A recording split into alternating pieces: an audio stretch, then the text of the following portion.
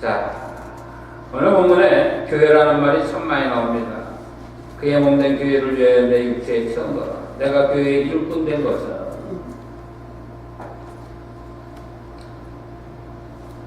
성경을 보면 교회라는 단어들이 참 여러 군데 나오죠.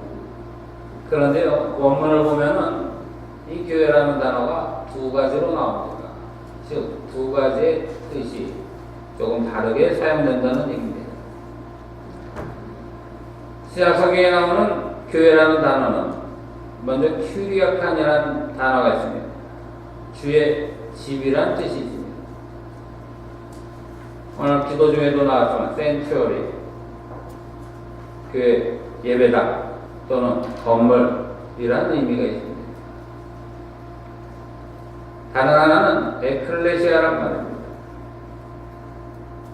에클레시아는요, 건물보다는 예수 그리스도를 나의 구주로 고백하는 무리들, 즉 공동체를 얘기합니다. 건물 볼티모어에 다니다 보면은 에클레시아라든지 이글레시아라든지 이런 말들이 많이 있는데 교회를 뜻하는 그런 말들입니다. 자, 쉽게 얘기하면 퀴리아칸이라는 말은 주로 교회당, 예배당과 같은 어떤 공간적인 의미를 얘기합니다. 반면에 에클레시아라는 말은 공간적인 개념이라기보다는 사람들의 모임인 공동체 그 자체를 가리킨다는 말입니다. 성경에서는 이 두 번째 단어인 에클레시아라는 말이 훨씬 더 많이 쓰이고요. 거의 이 단어로 쓰이고 또 중요하게 사용되고 있습니다.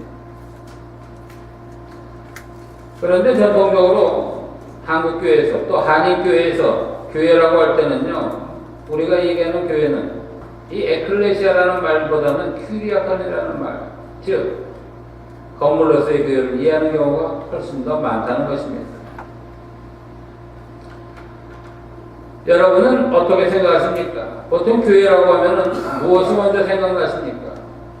교회 나간다, 교회 다닌다, 우리 교회는 이럴 때, 또는 생석교회는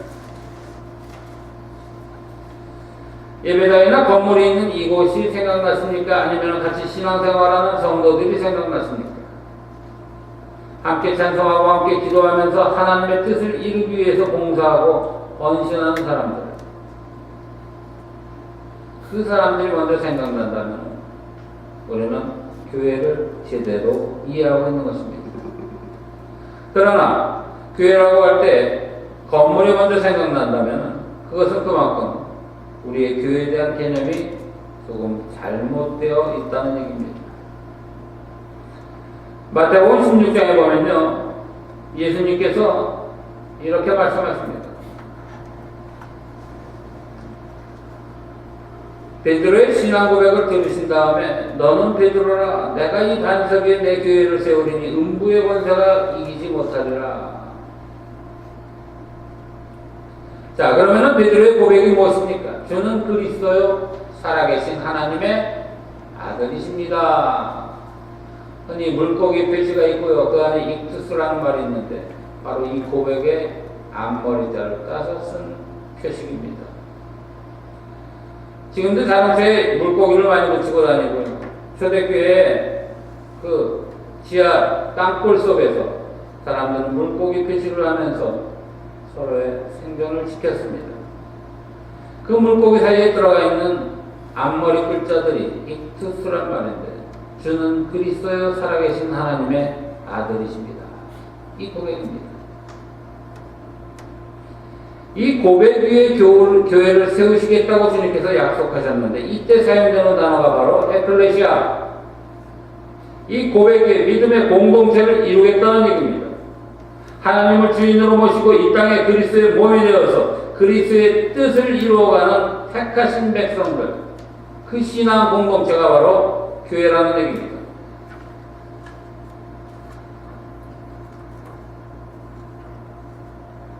제가 이 말씀을 몇 번 드렸는데요, 교회는 흔히 5가지의 사명이 있습니다.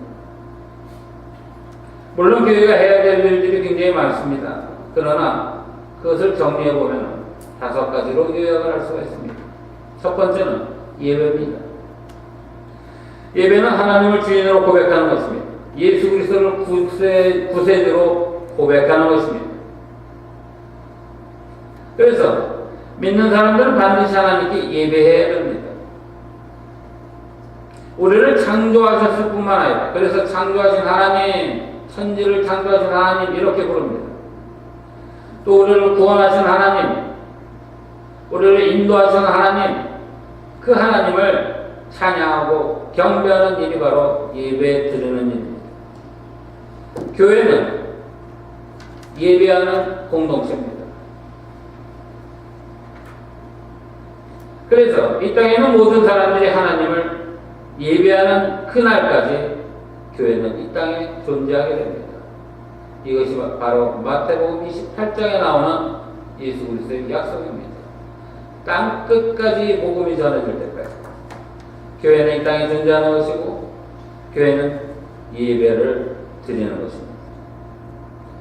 두 번째로 교회에서 중요한 일은 교육입니다. 교육은요, 학생들만 하는 것이 교육이 아닙니다. 하나님의 말씀으로 모든 성도를 양육하는 것이 바로 교육입니다. 디다케라고 합니다. 어린아이들로부터 장년, 노년에 이르기까지 성경 말씀을 통해서 하나님의 백성답게 살아갈 수 있도록, 예수 그리스도의 제자로 살아갈 수 있도록 양육하는 일, 교회가 감당해야 되는 중요한 사역입니다. 그리고 우리는 이 모임을 위해서, 이러한 일들을 위해서 최선을 다해야 할 줄로 믿습니다. 세 번째는 친교입니다. 코이노니아라고 하는 것, 교제라고도 합니다. 교회 공동체로서 함께 부르심을 받은 사람들, 그 모든 사람들이 교회 안에서 서로 교제하면서 사랑을 나누고 은혜를 나누는 일입니다. 우리는 어느 누구도 완벽한 사람이 없습니다. 자기 혼자서 독불장군처럼 신앙생활할 수 있는 사람은 아무도 없습니다. 그래서 우리는 서로 교제를 통해서 나의 부족한 부분을 채워가야 됩니다. 잠언에도 있지만요, 삼겹줄은 끊어지지 않는다고 했습니다. 줄 하나는 끊어져도 세 줄을 합치면은 삼겹줄은 끊어지지 않는다. 우리는 교제를 통해서 서로의 장점을 나누면서 동시에 단점도 나누고 부족한 부분을 사랑과 은혜로 채워가야 됩니다. 그래서 친교가 없이는 우리는 온전한 신앙생활을 할 수 없고, 교인들과 친교가 없는 사람은 바르게 신앙적인 판단을 할 수도 없습니다. 신앙생활을 한다고 하면서 예배만 일부 참여하거나 다른 성도들과 전혀 사귐을 갖지 않는다면 우리는 신앙생활 가운데 지극히 일부분만 참여하고 있는 것입니다. 네 번째로 섬김입니다. 디아코니아라고 합니다. 섬김. 신앙인들은요, 하나님의 자녀가 되었다는 기쁨과 동시에 성도들과 서로 살핌을 통해서 얻는 행복을 나만 가지고 있어서는 안 됩니다. 내가 가진 것을 다른 사람들과 나누는 일, 그것이 바로 섬김입니다. 마음을 나누는 것입니다. 신앙을 나누는 것입니다. 헌신의 본을 나누는 것입니다. 이게 섬김입니다. 특별히 교회는요, 교회 안에 있는 성도들 뿐만 아니라 우리끼리만이 아니라 교회 밖에 있는 사람들을 잘 섬겨야 됩니다. 왜냐하면 그것이 교회의 사명이기 때문입니다. 세상을 섬기지 못하는 교회는 교회가 아닙니다. 자기들만의 공동체입니다. 물론 세상을 섬기는 것만이 교회가 할 일이라고 말하는 것도 잘못입니다. 균형을 이루어야 됩니다. 섬김은 교회의 사명 가운데 일부분이면서 동시에 절대로 외면해서는 안 될 중요한 사역입니다. 다섯 번째로 선교, 캐리그마입니다. 교회에서는 끊임없이 말씀이 선포되어야 합니다. 교회 안에서는 사역자들을 통해서 하나님의 말씀이 선포되고, 교회 밖에서는 바로 여러분들, 우리 신앙인들의 말과 행동을 통해서 하나님을 알지 못하는 사람들에게 복음이 선포되어야 합니다. 우리는 그것을 전도라고도 하고 또는 선교라고도 합니다. 예수 그리스도의 증인이 되는 삶입니다. 이것은 교회가 감당해야 될 가장 중요한 사역입니다. 내 입술과 내 생활을 통해서 예수 그리스도가 증거되어야 합니다. 사랑하는 여러분, 5가지 교회의 사명은요, 어느 것 하나 제외시킬 수도 없는 것이고 또 어느 것 하나 지나치게 강조돼서도 안 될 중요한 요소들입니다. 균형을 이루어야 됩니다. 조화를 이루어야 한다는 얘기입니다. 이 5가지가 서로 조화를 이루면서 그 사명을 감당할 때 교회는 바로 교회다운 교회가 될 수 있습니다. 교회다운 생습교회가 될 수 있습니다. 교회의 이런 5가지 사명, 예배와 교육과 증교와 성령과 선교의 사명을 감당하기 위해서 하나님은 오늘 우리를 이 자리에 불러주셨습니다. 우리가 공동체입니다. 그리고 우리가 교회입니다. 오늘 말씀의 제목이 무엇입니까? 다 한 목소리로 외쳐보겠습니다. 다시 한번. 그렇습니다. 내가 교회입니다. 교회를 위해서 내가 무슨 일을 한다는 말, 사실 따지고 보면 잘못된 말입니다. 내가 교회이기 때문입니다.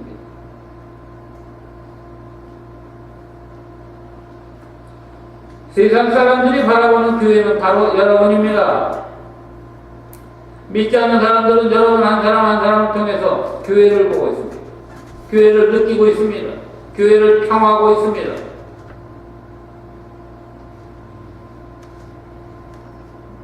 동시에 이 중요한 5가지 교회의 사명은요, 한 사람만, 목사 한 사람을 통해서 이루어지는 것도 아닙니다. 어떤 개개인 한 사람을 통해서 이루어지는 것도 아닙니다.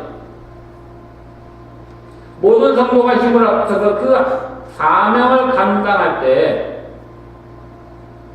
그 공동체가 더욱더 건강해질 수 있다는 말씀입니다. 오늘 우리가 읽은 신약의 말씀은요, 이 골로새서 1장의 말씀은 교회가 교회다운 사명을 감당하는데 우리가 어떻게 해야 되는가 하는 것을 구체적으로 가르쳐주고 있습니다. 자, 오늘 이 본문 말씀을 통해서 우리 성도들이 이제는 더 이상 생수교회 구경꾼이 아니라 교회를 교회되게 하는 그 일에 앞장서는 일꾼들로 거듭날 수 있기를 간절히 소망합니다. 그렇다면 어떻게 하는 것이 주님께서 세우신 교회를 위하는 일일까요? 첫 번째로 오늘 본문에 중요한 단어가 있는데 일꾼입니다. 그리스도의 일꾼이 되어 교회를 섬기는 것입니다. 사도 바울은요, 오늘 보면 25절에 보면은 자기 자신을 가리켜서 교회의 일꾼이라고 소개합니다. 내가 교회의 일꾼 된 것은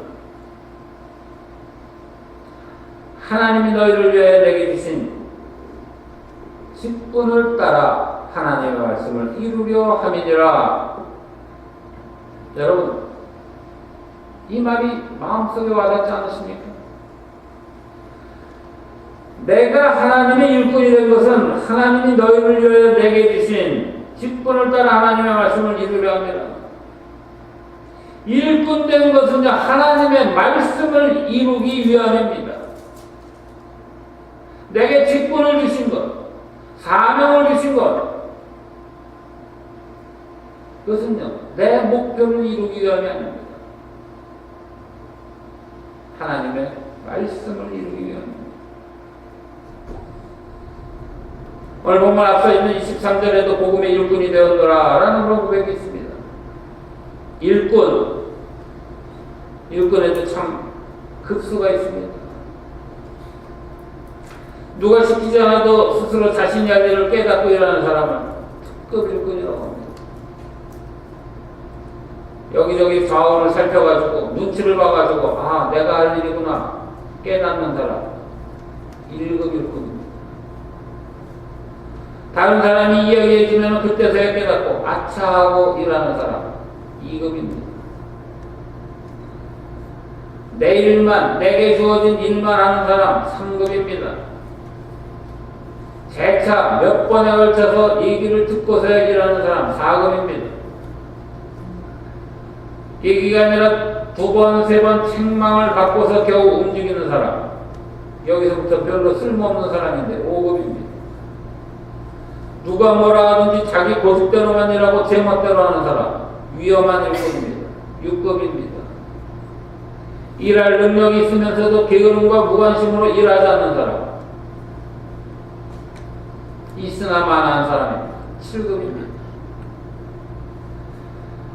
일을 하기는커녕 불평, 불만으로 일을 그르치기만 하는 사람이 있습니다. 정외입니다. 사도 바울은요 특급 일꾼이었습니다.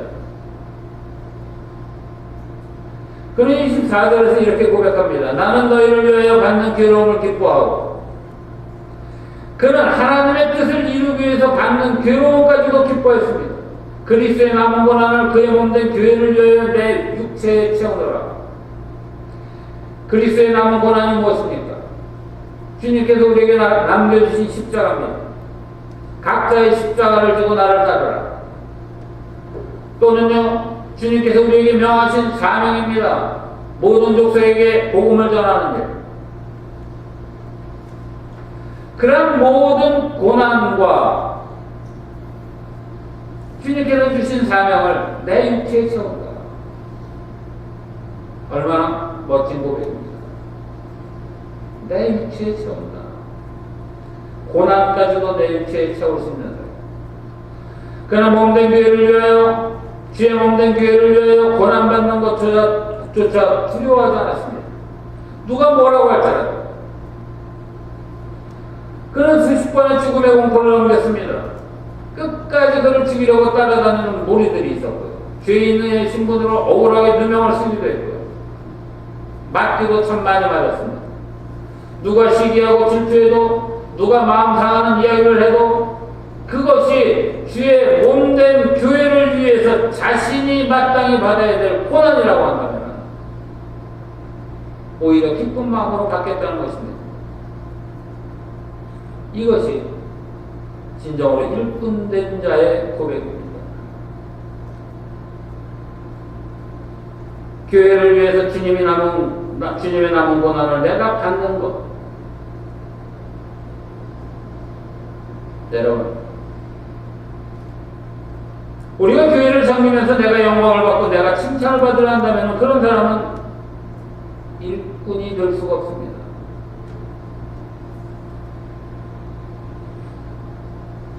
하나님 나라를 위해서 일하는 사람은 특징이 있는데 얼굴에 늘 기쁨이 있습니다. 힘든 일도 기쁘게 감당합니다. 그러나 내가 영광을 받아야 되는 사람은요, 일할 때 알아주지 않으면 기쁨이 없습니다. 원망을 합니다. 사도 바울은 우리가 생각하는 것보다 훨씬 더 많은 고난의 길을 가야 했습니다. 그러면서도 그는 이렇게 말합니다. 내가 이제 너희를 위하여 받는 괴로움을 기뻐하고 너희 때문에 받는 괴로움까지도 기뻐한다. 바울은요 고난받는 것을 기뻤습니다. 다른 사람을 섬기면서 당한 괴로움을 기쁘게 생각했습니다. 주님의 복음을 전하다가 당하는 환난을 기쁨으로 받아들였습니다. 사랑하는 여러분, 교회를 섬길 때 내가 칭찬을 받거나 인정을 받아야 된다고 생각하지 마시기 바랍니다. 그것은 사람들로 받는 것이 아니라 하나님으로부터 받아야 되는 칭찬이기 때문입니다.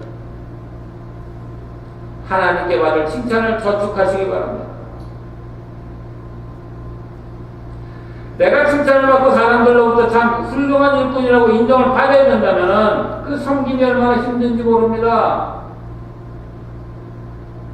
마음속에 진정한 기쁨이었기 때문입니다. 그럴 때마다 오늘 본문에 나오는 사도 바울의 고백을 기억하시기 바랍니다. 내가 이제 너희를 위하여 받는 괴로움을 기뻐하고 그리스도의 남은 나를 그의 몸된 교회를 위하여 내 육체에 세우노라. 두 번째로, 교회를 위하는 것은요, 그리스도를 전파하는 것입니다. 28절에 보면 사도 바울이 이렇게 고백을 합니다. 우리가 그를 전파하여 각 사람을 권하고 모든 지혜로 각 사람을 가르치면 각 사람을 그리스도 안에서 완전한 자로 세우려 하느니. 이게 뭡니까? 바로 아까 말씀드린 성경입니다. 교회가 정말로 교회다운 교회인가? 스스로 판단해 볼 수 있는 중요한 시험이 바로 이겁니다. 기준이.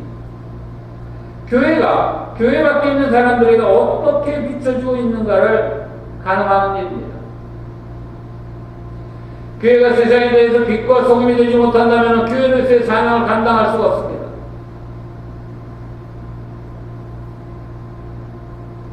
그 교회는 매일 싸움만 하는 교회, 그 교회는 띠맹이들만 모이는 교회, 그 교회는 헌신하지 않는 교회, 이렇게 세상 속에 비춰진다면 그 교회는 교회로서의 가치를 잃어버리게 된다는 얘기입니다. 바꿔 얘기하면요, 내가 교회라고 했는데 내가 세상 사람들에게, 믿지 않는 사람들에게 그리스도인이라고 인정받지 못한다면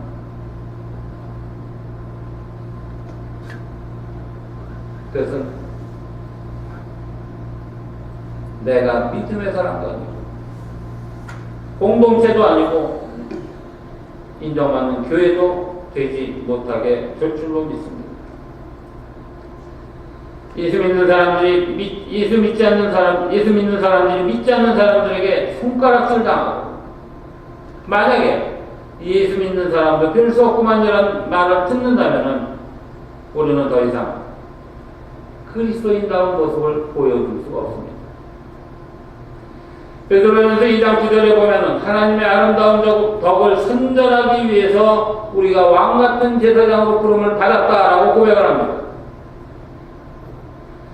내 모습을 통해서, 내 언어를 통해서, 내 행동을 통해서 그리스도를 드러내지 못한다면 그건 가장 불행한 일일 것입니다.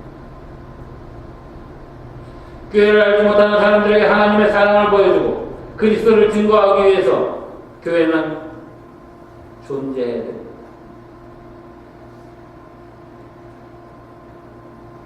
살아있는 교회냐, 죽어가는 교회냐, 바로 여기에 갈림길이 있습니다. 오늘 여러분들에게 묻습니다. 여러분들의 말과 행동으로, 여러분들의 사는 모습으로 예수 그리스도를 증거하고 있습니까?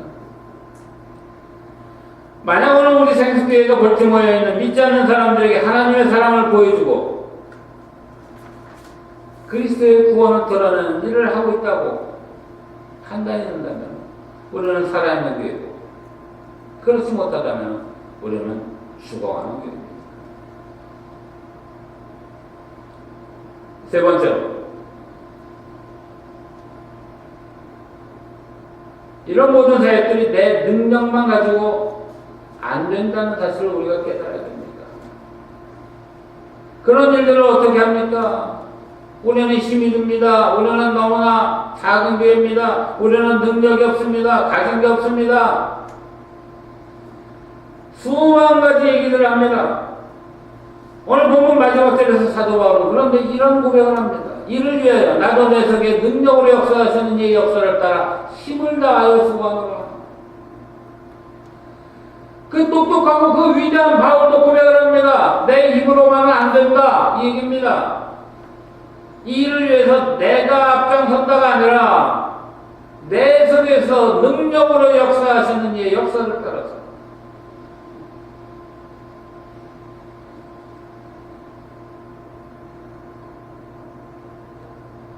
사랑하는 여러분,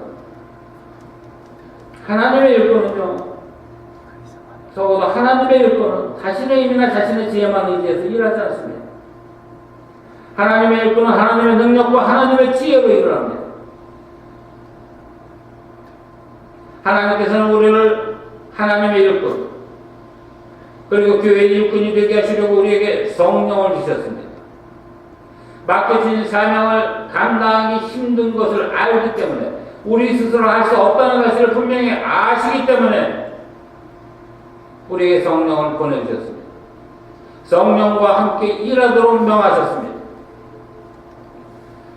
우리 안에 있는 성령을 의지하지 않고는 아무도 하나님께서 기뻐하시는 일을 할 수도 없고, 그리스도의 몸된 교회에 유익을 주는 일꾼이 될 수도 없다는 사실을 우리가 먼저 깨달아야 된다는 얘기입니다.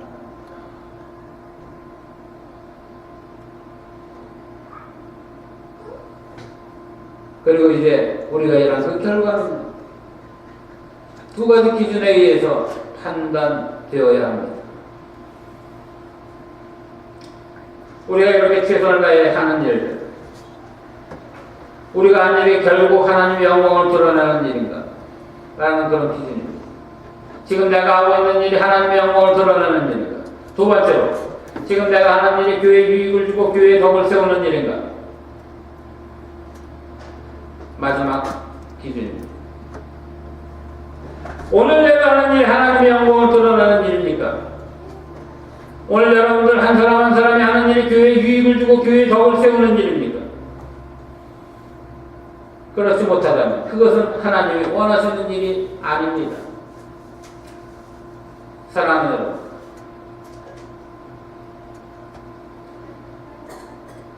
성령의 인도하심을 따라 일하면요, 이정표를 보고 운전하는 것과 똑같습니다. 갈 바를 알지 못하고 가는 것이 아니라 갈 방향을 알고 가게 된다는 얘기입니다. 그 성령의 인도하심을 따라서 오른쪽으로 가라 할 때 오른쪽으로 가고 왼쪽으로 가라 할 때 왼쪽으로 가면은 우리는 언제든지 하나님의 영광을 드러내고 교회에 유익을 주는 일꾼이 될 수가 있습니다. 저는 우리 생수교회가 살아있는 교회가 되기를 원합니다.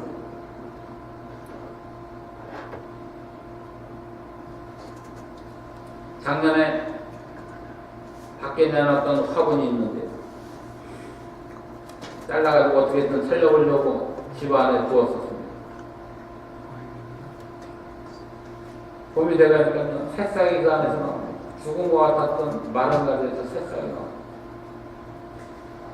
그 볼품 없어 보이던 화분에서 싹이 나오는 것을 보고 많은 생각을 했습니다. 그냥 보통은 버렸을 텐데, 1년 잘 썼다고 버렸을 텐데, 사람만 있다면 때가 되면 반드시 싹이 나고 꽃을 피우고 열매를 맺게 되어 있다는 사실입니다. 겉은 멀쩡하지만 죽어있는 나무들도 있습니다. 마찬가지로 교회도 같습니다. 내가 교회입니다. 우리가 교회입니다. 우리의 고백이 교회입니다. 우리가 하는 일들이 교회입니다. 생명이 있다면 반드시 열매를 맺게 되어 있습니다. 하나님이 기뻐하시는 일을 통해서, 성령이 인도하시는 대로 교회 덕을 세우는 일을 통해서 하나님의 교회, 특별히 사랑하는 생수교회의 생명 있는 사역을 감당하는 저와 여러분들 모두가 되기를 주님의 이름으로 간절히 축원을 드립니다. 기도하겠습니다.